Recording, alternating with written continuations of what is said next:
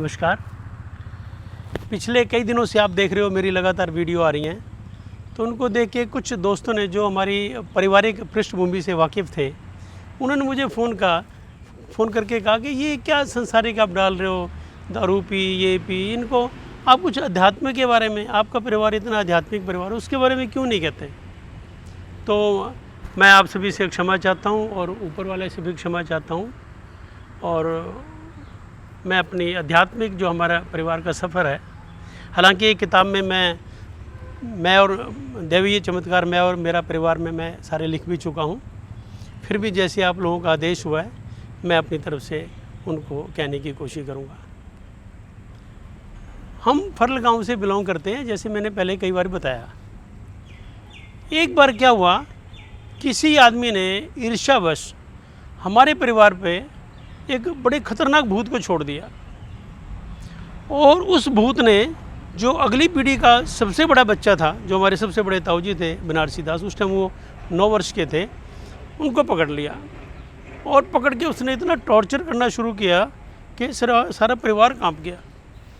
उस भूत की क्या पहचान थी कि वो तांबे के बर्तन में, जिसमें 1-1.5 किलो के करीब दूध आता होगा, वो मंगवाता था, उसमें उसको दूध से भरवा के, और बच्चा जो है ना 2 दांतों से उसको उठाता था, उठा के ऐसे करके ऊपर पीता था, और एक भी बूंद नीचे नहीं गिरती थी। ये उस भूत की पहली पहचान थी। और दूसरी पहचान ये थी कि वो हमारे ताऊजी जो 8-9 साल के थे, वो जहाँ भी खड़े होते थे ऐसे हाथ करते थे, जितनी मर्जी ऊंची छत हो, 15 फुट पे 20 फुट पे, वो हाथ लगा देते थे छत को।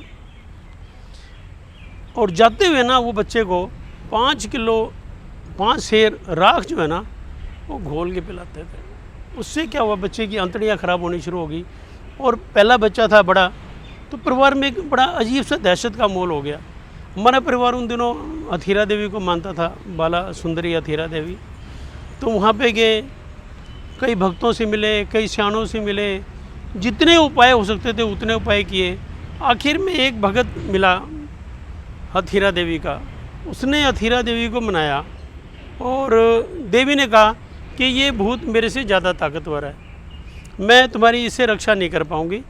तुम ऐसे करो, पहाड़ों में ना यहाँ से बहुत दूर ज्वाला जी रहती हैं, आप वहाँ पे जाओ और मेरा नाम लेके वहाँ पे कहना कि हमें अथीरा देवी ने भेजा, हमारा काम सिद्ध करो, आपका काम सिद्ध हो जाएगा।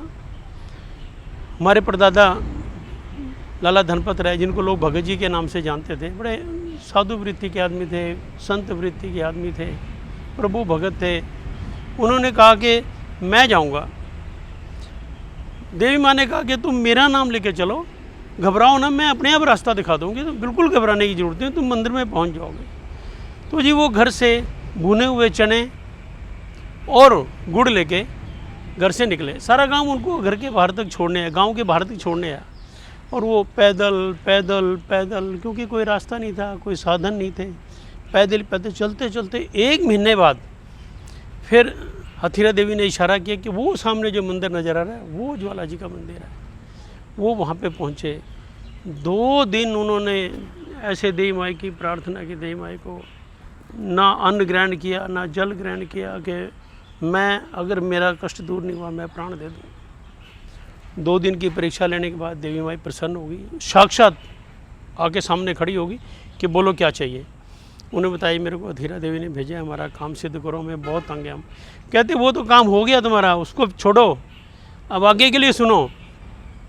ये मेरा वरदान है, जब तक तुम्हारा वंशज, तुम्हारे परिवार का कोई भी सदस्य कितनी भी पीढ़ियों तक मुझे श्रद्धा से याद करता रहेगा, सारा परिवार मिल के चलेगा, मैं तुम्हारे परिवार को कभी नहीं छोड़ूंगी, तुम्हारे सारे काम सिद्ध करूंगी।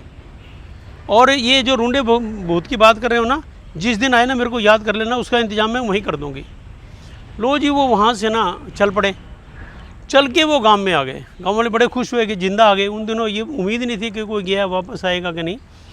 और जैसे ही रूंडा भूत आया, उन्होंने देवी माई को याद किया, हमारे परदादा में देवी आ गई, और उनका सारे गाँव वालों ने देखा, उनका 2 घंटे तक उनका संग्राम हुआ। 2 घंटे बाद देवी ने उसको काबू किया।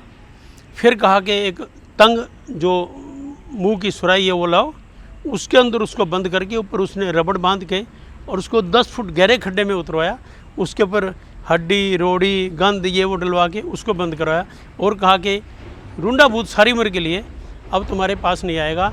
और आज के बाद ये जो छोटा बच्चा है ना जिसको भूत तंग करता था, इसको मैं अपना भगत बनाऊंगी और इसके माध्यम से तुम्हारे सारे काम सिद्ध करूंगी।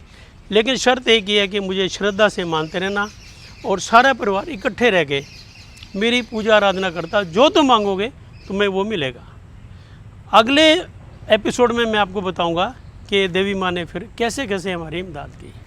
जय माता।